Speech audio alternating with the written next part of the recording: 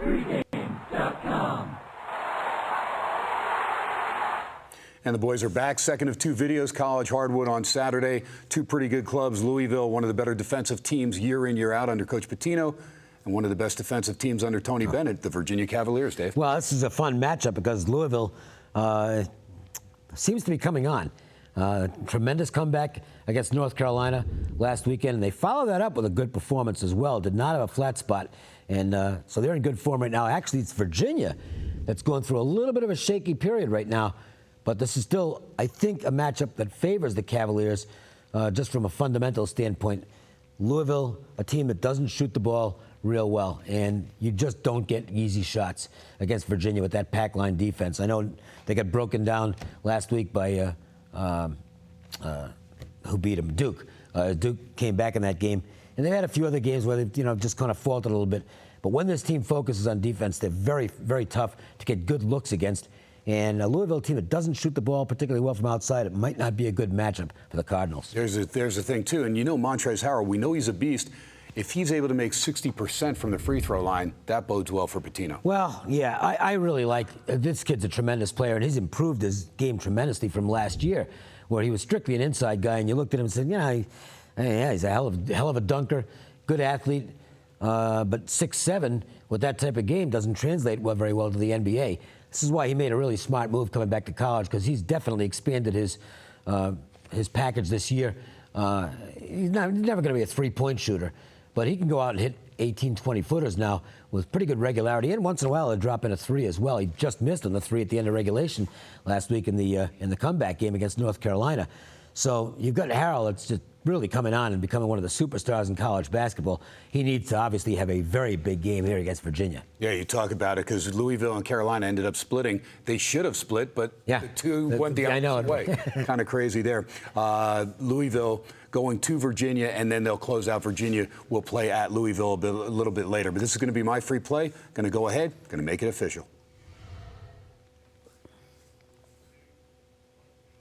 And with a team like Virginia, that really is not the greatest offensive team, to lay 8 points, and that's what we guesstimate the line will be here on this Thursday night, it's kind of tough. But we saw them against Duke, and Dave talked about that game as a game they let Duke come back. Duke was down double digits, found a way to get it done. The game prior to that also, very sluggish game against Virginia Tech on the road in Blacksburg. Did not play well. Somehow, some way, they were able to get a big run down the stretch and outscore Tech by 11 points and get the W, a game they didn't deserve, but a shorthanded Hokie squad succumbed at the end there, and they were able to get the victory Virginia was. Now Virginia's at home. What showed me a lot about Virginia was coming off the loss at Duke and then going on the road 2 days later to Carolina. I thought that was a terrible spot for them. Somehow, some way, they found a way not only to win the game, but to win, get a cover, and win it by double digits.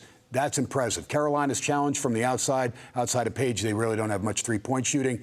Love Brogdon, plays very well defensively and offensively. Perantes, the kid's now a sophomore, runs the point very well. And Justin Anderson, he's a stud as well. Tony Bennett's done an incredible job. I think Virginia wins the game by double digits. I think they wear down Louisville. And Louisville's played well. And like Dave said, nice comeback against Carolina. But I think they're still too offensively challenged from the outside. And I think Virginia, with their tenacious defense and the crowd there in Charlottesville, they'll wear them down. And Virginia will end up pulling away at the end, win this game between 10 and 15 points, Dave. Yeah, Louisville has, obviously has a shot here. Harrell has to have a good game. I think Blackshear, who can be very erratic, has to have one of his good games. Yep. If he can do that, Virginia hasn't been at its best lately. They might be able to get through. But again, big college basketball is about matchups as much as anything. And it's just not a good matchup for Louisville fundamentally. They just don't figure to get a lot of good looks inside against this team with that defense that Virginia throws up there. And, you can call it what you want. I guess they call it the pack line. Well, that's a pretty apt description of what they do. And I don't think Louisville has the guard play to be able to penetrate that offense. So to me, unless Louisville's having a big day from outside, which can happen, but it's not really in character for them. Right. Unless they're having that type of game, I think they're going to get beat here. I agree. If Rozier has a big game, that could help the Cardinals. And again, we know, like you said, Harrell, he's got to be careful. He's going to get his. He's got to stay out of foul trouble, though. That's for sure. Yeah, for them. He's going to get his, though. I mean, the guy's a great player, and he really is one of the top players in college basketball. Virginia doesn't have that one-star guy they've got a bunch of stars. Yes. I mean, the whole team's just chemistry with that team is strong. And what we've seen is even when they have a bad game, they're usually able to find a way to win it. Yeah, I'll tell you what, and Parantes came on the scene last year as a freshman. Nice player. I'm telling you, he's very smart, very heady.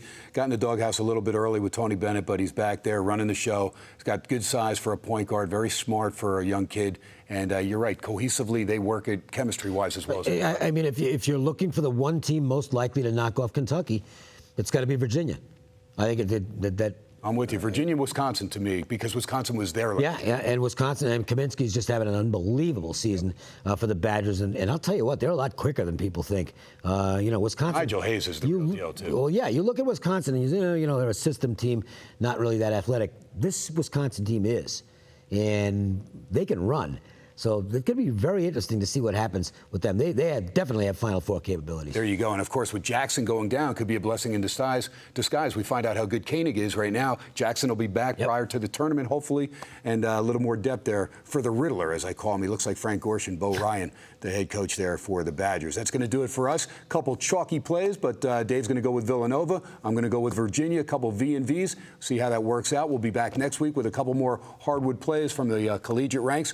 It is Ken Thomson. It is Dave Cokin. Find us at pregame.tv and also find us at pregame.com. Dave's been hot in the college hoops. I have as well. And we'll be back next week, pregame.tv.